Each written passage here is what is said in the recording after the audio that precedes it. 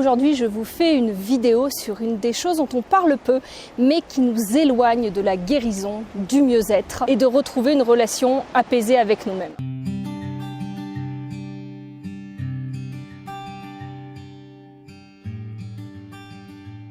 Bonjour à tous, je suis ravie de vous retrouver pour une nouvelle vidéo. J'espère que vous m'entendrez parce que comme vous pouvez le voir, il y a énormément de vent autour de moi. Donc j'espère que la petite bonnette du micro va bien marcher.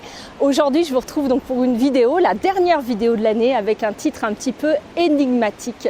La tentation de se réparer. Tout d'abord, pour les personnes qui ne me connaîtraient pas, je me présente, je m'appelle Aurore, je suis psychologue et dans cette chaîne YouTube, Gly Factory, je vous propose tout un tas de vidéos, tout un tas de ressources pour mieux vous accompagner si vous vivez avec des problèmes de santé chronique ou si vous faites face à une épreuve de vie. Je précise également que ces vidéos sont des vidéos qui sont dans le cadre de la playlist de Vous à moi. Ce sont des vidéos moins construites, des vidéos spontanées qui partent d'un sujet, d'une constatation, d'une problématique qu'on peut rencontrer et qui se basent plus, on va dire, sur ma vision personnelle des choses, bien sûr empreinte de ma formation de psychologue, de mes expériences professionnelles, mais qui part avant tout de moi. Donc prenez ce qui vous intéresse, prenez ce qui résonne, laissez ce qui ne résonne pas. L'objectif, c'est vraiment de partager mes réflexions et de voir si cela peut faire écho en vous et peut-être vous aider à cheminer de votre côté.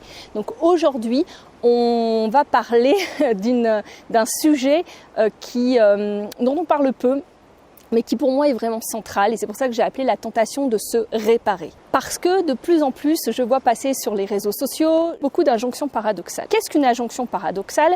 C'est finalement dans la même proposition, dans le même compte Instagram par exemple, dans le même contenu, d'avoir deux propositions complètement opposées, deux propositions qui nous proposent d'agir dans des sens qui vont à l'opposé. C'est-à-dire que d'un côté, on va vous encourager à vraiment vous accepter tel que vous êtes et d'un autre côté, on va vous donner tout un tas d'outils pour vous guérir.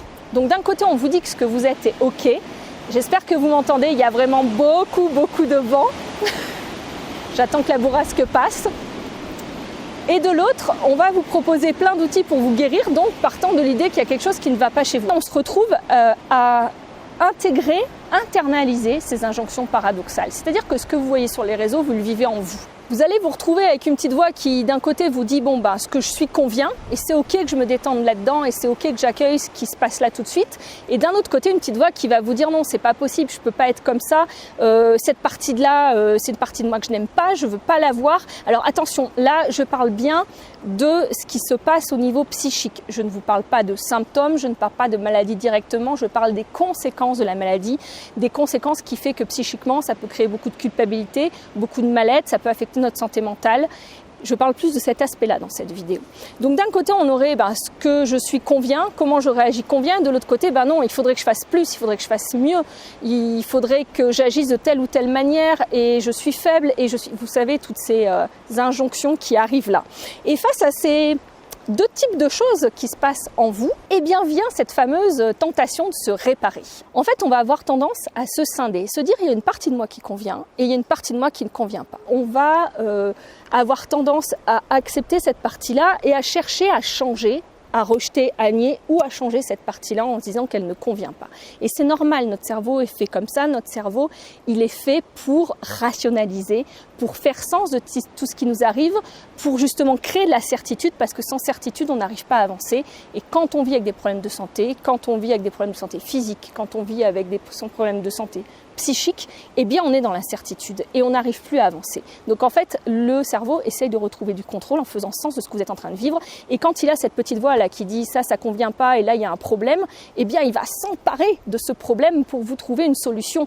Et ça va sur le court terme vous rassurer, parce que s'il y a un problème, c'est qu'il y a une solution. S'il y a une solution, ça veut dire que je peux réparer cette partie de moi, pour la faire être quelque chose qui convient et pour pouvoir avancer et être enfin bien. Sauf que le souci, c'est que du coup, on part du principe que pour être bien, que pour avoir la paix, que pour pouvoir vivre avec les difficultés qu'on vit actuellement, il faut d'abord se réparer. On part du principe qu'il y a quelque chose qui est cassé en soi. On part du principe qu'il y a quelque chose qui n'est pas à la hauteur en soi. En fait, on pense bien faire, et je vous rassure, on fait tout ça, notre cerveau est conçu comme ça, mais en faisant ça, on prend le risque sur le moyen long terme d'aller de plus en plus mal et de créer un cercle vicieux. Parce que le cerveau, détectant que cette part-là ne convient pas, que cette manière d'agir ne convient pas, que cette émotion qui nous dépasse, cette colère qui nous dépasse, cette agressivité qu'on a peut-être vis-à-vis de nos proches, et là si c'est votre cas je vous remets une vidéo, ce comportement de repli sur soi que l'on a ne convient pas, eh bien notre cerveau, comme on a étiqueté ça comme une menace, comme on a étiqueté ça, excusez-moi, comme un problème, il va sans cesse focaliser là-dessus pour justement nous alerter de ça.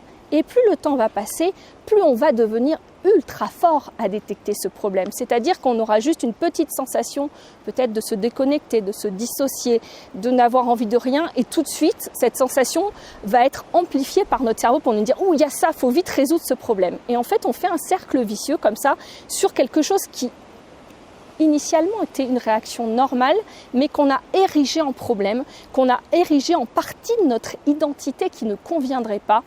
Et ça aussi, c'est une des problématiques d'ériger ça en une partie de notre identité alors que c'est juste un mécanisme de protection. C'est juste une stratégie adaptative, mais ça, c'est encore une autre histoire. Et pareil, je vous remettrai une vidéo où je parlais de ça. Et le souci, c'est que du coup, eh bien, cette petite partie qui était peut-être grande comme ça va prendre de plus en plus de place. Et en effet, ça paraît contre-intuitif, mais plus on va essayer de se réparer, plus on va aggraver le problème. Et pourtant, quand on va sur les réseaux, eh bien, on a l'impression que c'est juste parce qu'on n'a pas le bon outil pour nous réparer qu'on va mal.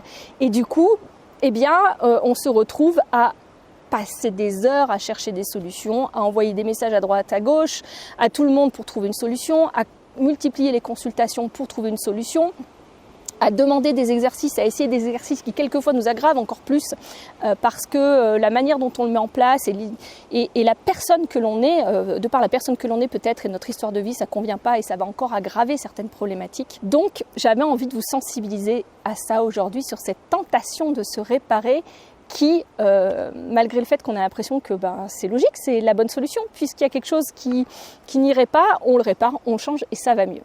Eh bien non, ça ne fonctionne pas comme ça, votre cerveau ne fonctionne pas comme ça, votre identité ne fonctionne pas comme ça. En fait, ce qui va vous permettre d'aller mieux, c'est pas de réparer cette petite part que vous pensez casser, c'est justement de l'intégrer et de l'accepter et de l'intégrer à qui vous êtes et de l'accepter comme étant une partie de vous qui certes est peut-être totalement inadaptée.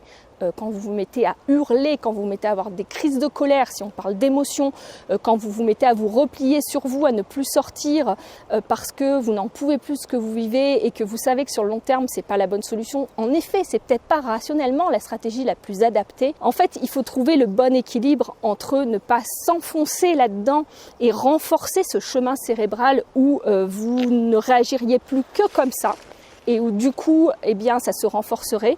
Et le fait de le rejeter complètement et d'essayer de le changer à tout prix, où là, de la même manière, vous allez mettre de l'énergie. Parce qu'en fait, qu'est-ce que vous faites quand vous essayez de changer un de vos comportements? Eh bien, pour pouvoir le changer, il faut déjà être alerté que ce comportement, il est là. En essayant de le changer, qu'est-ce que vous allez faire? Vous allez activer le chemin cérébral qui va activer ce comportement parce que vous pensez à ce comportement. Donc, vous activez tous vos neurones, toutes les synapses, toutes les connexions de ce comportement-là. Donc, vous l'activez d'un côté et à la fois, vous allez essayer de l'inhiber, de le taire. Donc, vous allez remettre de l'énergie pour l'inhiber. Alors, imaginez en fait, c'est toujours en train de grossir, vous essayez d'inhiber, de grossir, vous essayez d'inhiber, grossir, vous essayez d'inhiber. Donc en fait, vous passez toute votre énergie là-dessus, c'est extrêmement épuisant, ça prend beaucoup d'énergie et comme je vous le dis, c'est pas une stratégie qui va vous permettre de changer ce comportement. En fait, cette vidéo, j'ai envie de la faire pour vous dire déjà que cette stratégie, elle n'est pas adaptée. Qu'elle marche peut-être sur le court terme, peut-être sur le court moyen terme, vous avez réussi à changer certains comportements grâce à ça. Mais si vous avez réussi à changer certains comportements grâce à ça, c'est grâce à un autre facteur. Et cet autre facteur, moi je trouve, en tout cas personnellement, que je ne le vois pas beaucoup passer sur les réseaux sociaux. Je vois beaucoup d'exercices, beaucoup de propositions, beaucoup de remèdes miracles, beaucoup d'exercices à faire qui vous permettraient tout de suite d'aller mieux. Mais je ne vois pas beaucoup passer ce remède-là parce qu'il est un peu plus compliqué, il prend plus de temps et forcément les résultats ne sont pas sur le court terme. En fait, le vrai facteur qui va tout changer, c'est de réussir à faire de l'espace en vous, à recréer de l'espace en vous pour pouvoir processer toutes ces informations et pour pouvoir avoir assez d'espace pour faire le changement. C'est-à-dire que quand vous êtes coincé dans ce mode survie, dans ces réactions automatiques, c'est une ancienne partie de votre cerveau qui va finalement prendre la décision pour vous. Votre cortex, votre fonction supérieure ne peuvent plus inhiber vos réactions automatiques. Donc vous êtes en pilote automatique. Et la première chose à faire, c'est de sortir de ce mode pilote automatique. Mais on ne sort pas de ce mode pilote automatique par la volonté, puisque votre volonté, vous n'y avez plus accès. On en sort en faisant de l'espace. Et comment on réussit à faire de l'espace? Eh bien en ajoutant de la présence en soi, en ajoutant de la douceur en soi, en ajoutant de l'accueil en soi, en prenant des moments où vous vous posez et où vous appuyez finalement sur pause, où vous appuyez sur pause sur vos jugements, où vous prenez juste un moment pour être avec vous. Alors, comment faire ça? C'est là où, pour chacun, ça passera par des choses différentes. Tout ce qui est pleine conscience est utile pour faire ça. Sauf que, comme je vous l'ai déjà dit, la pleine conscience n'est pas forcément dans ses modalités d'application adaptables pour tout le monde. Si vous avez vécu des traumatismes, ça peut être compliqué d'être dans la pleine conscience parce que justement, ça va faire remonter des choses. Donc, la première chose, c'est vraiment d'aller vous faire accompagner, d'aller vous faire aider par une personne formée, par une personne qui connaît tous ces mécanismes. Souvent, je vous conseille des psychothérapeutes qui sont formés en psychotraumatologie parce qu'ils connaissent tout ça en général.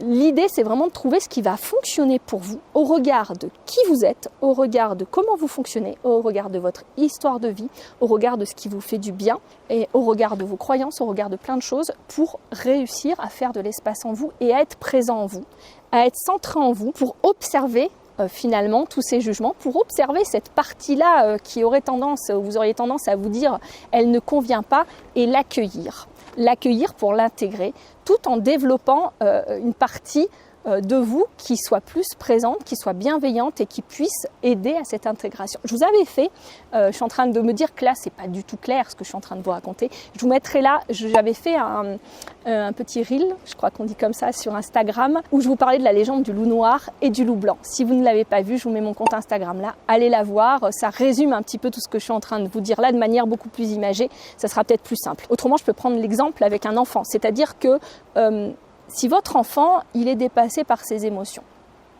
s'il est plein de peur et qu'il n'ose pas faire quelque chose, qu'il a envie, qu'il aimerait faire ça, mais qu'il a tellement de peur que ça le bloque, que ça le fige, qu'il n'arrive pas à aller faire cette activité. Et vous savez qu'il suffirait peut-être qu'il fasse les premiers pas pour que cette peur s'apaise, parce que vous êtes adulte, parce que vous l'avez déjà vécu, parce que pour vous, ce qui lui fait peur, ce qu'il déclenche n'est pas une peur qui est la vôtre, donc vous trouvez rationnellement qu'il suffirait juste qu'il avance. Bien, qu'est-ce que vous allez faire? Vous n'allez pas pousser votre enfant à le faire en lui disant ou en niant sa peur, en lui disant bah non, là, ta peur elle n'est pas légitime, donc vas-y. Peut-être vous allez le faire, mais je ne suis pas sûre que c'est le plus adapté. Vous n'allez pas non plus dire à votre enfant bah non, ne le fais surtout pas, si tu as peur c'est qu'il faut arrêter. Pourtant c'est ce qu'on fait souvent quand on est dans cette réparation de nous-mêmes. Par exemple, on va prendre le fait d'être parent. Je ne suis pas un bon parent parce que là, je n'ai pas réagi de la bonne manière. Et au lieu de s'accueillir là-dedans et de dire « Ok, bon, en effet, peut-être que je ne suis pas le parent que j'aimerais être, peut-être que je ressens cette émotion et qu'elle est difficile, mais je vais quand même continuer à avancer et je vais quand même essayer de faire les choses même si c'est compliqué pour moi. » Eh bien, c'est la même chose qu'on propose à son enfant. C'est-à-dire, on propose de le tenir par la main, de lui dire « Ok, tu prends ta peur avec toi », de peut-être lui expliquer avant pourquoi la peur est là, d'être la personne qui va le rassurer pour qu'il puisse avancer avec sa peur. Et d'être cette personne qui est dans un état, on va dire, régulé au niveau de son système nerveux et où le système nerveux de votre enfant va pouvoir s'apaiser à votre contact, se réguler. Et ça ne veut pas dire que votre enfant n'aura pas peur, mais ça veut dire que petit à petit, ça l'aidera à faire le premier pas, le deuxième pas, le troisième pas. Et au fur et à mesure, la peur va disparaître d'elle-même parce qu'il se rendra compte qu'il est en sécurité. C'est la même chose que vous devez faire avec soit les émotions qui vous dépassent, soit ces petites parts de vous avec des voix jugeantes qui vous disent que ce que vous êtes ne convient pas, ne suffit pas. Ce n'est pas de les repousser, ce n'est pas de les juger, ce n'est pas de vous en moquer, ce n'est pas de les nier, ce n'est pas de ne plus faire quoi que ce soit parce qu'elle vous terrifie. C'est de construire une part de vous bienveillante, présente, douce, qui va prendre cette part-là par la main, l'intégrer, lui dire « Ok, t'es là, tu es une part de moi, c'est ok, je n'ai pas à te réparer, je n'ai pas à te changer. Je sais que tu es là pour me protéger, même si tu le fais de manière totalement inadapté, mais on va avancer ensemble et on va faire les choses petit à petit et de vous apaiser à chaque fois, d'être présent et de vous apaiser à chaque fois et d'apprendre ces outils-là. Donc voilà ce que j'avais envie de vous dire pour aujourd'hui. Je vais m'arrêter parce que, comme d'habitude, j'étais à peu près au même endroit et je ne pensais pas qu'à Noël il y avait des chasseurs, mais visiblement il y a des chasseurs. J'écoutais des corps juste à côté de moi.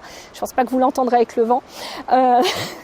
Mais en synthèse, voilà, ce que j'avais envie de vous dire aujourd'hui, c'est d'arrêter d'essayer de vous réparer ce que vous êtes convient, même si ce n'est pas forcément adapté à ce que vous êtes en train de vivre, même si ça vous pose énormément de soucis parce que ces parties de vous qui émergent ne sont pas adaptées à la situation. Et bien en fait, plus vous allez les rejeter, plus elles vont grossir. Donc acceptez-les, accueillez-les, arrêtez de vous identifier à elles, arrêtez de mettre votre identité sur ces parts de soi. Vous n'êtes pas votre colère, vous n'êtes pas votre peur, vous n'êtes pas votre tristesse, vous n'êtes pas quelque chose ou quelqu'un à réparer, même si ce que vous vivez est difficile. Vous n'avez pas à vous changer, vous avez juste à faire des choix qui sont en accord avec qui vous êtes en fonction de ce que vous vivez dans l'instant et en fonction de ce qui est en train d'émerger dans l'instant. Et vous n'êtes pas responsable d'être triste, vous n'êtes pas responsable d'avoir des émotions qui vous dépassent. Et bien sûr, vous n'êtes pas responsable d'être malade parce que je vois de plus en plus, et pour ceux qui me suivent sur Instagram, vous avez dû le voir dans mes stories de contenu passé qui me hérissent le poil, où on mettrait la responsabilité sur les personnes de leur maladie et où on partirait du principe qu'il faudrait réparer des choses dans le passé pour ne plus être malade. La vie est bien plus compliquée que ça. La vie est bien plus mystérieuse que ça. On ne comprend pas un dixième, un centième, un millième, un millionième de ce qu'on vit et de ce qu'on expérimente. Donc vraiment, gardez votre sens critique, pensez à vous, arrêtez de vous rejeter et consommez des contenus qui soient doux pour vous. Parce qu'il y a vraiment beaucoup de choses qui passent sur les réseaux. Il faut prendre beaucoup de recul. Et moi, la première sur mes contenus, consommez ce qui vous fait du bien. Sur ce, je vous souhaite une douce fin d'année, un doux passage à l'année 2023. Et je vous dis à très bientôt en espérant plein de vidéos, plein de choses pour 2023, n'hésitez pas à me dire en commentaire s'il y a des sujets que vous voulez que je traite plus particulièrement. Je pense que dans cette année 2023, je vais me recentrer aussi sur des contenus un petit peu plus pédagogiques parce que je vous explique plein de choses, mais peut-être vous avez envie d'en savoir plus sur quoi je me base pour vous expliquer tout ça. Donc n'hésitez pas à me le dire aussi et je vous ferai des choses un peu plus pédagogiques. Je vous dis à très bientôt. Prenez bien soin de vous. Au revoir.